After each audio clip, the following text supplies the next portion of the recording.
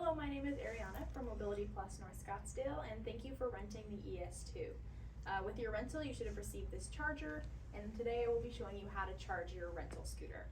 So the charger has two ends. On one end, we have a three-pronged plug that will plug directly into the scooter, and the other end of the charger will have a three-pronged end that will plug directly into the wall. So let's begin. The first thing you're going to want to do is plug the scooter end into the scooter directly, which can be found at the base of the scooter. Next, you're going to plug in the other side into the wall. This is just a standard everyday outlet. Something that's important to note about your scooter is your charging box. So on the top here we have a red light, and this just basically means that there's power going into the charging box. So we want this to be lit. The bottom light is either going to be red, blinking green, or solid green. If it's red, it means it needs a charge. If it's green, it means it's fully charged and ready to go.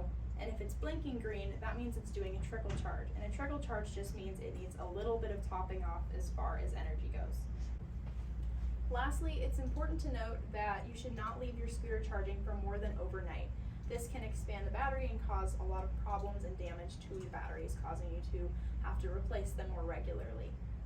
So just make sure that you charge your scooter only overnight, no longer, and unplug it in the morning, and you should be ready to go. We also recommend that you do this just once a week. If you use your scooter more often and it needs a charge, feel free to charge more than once a week. But if you are just letting your scooter sit or you haven't used it in a couple days, remember to charge it at least once a week overnight and no longer. Thanks for watching, and I hope you enjoy your scooter.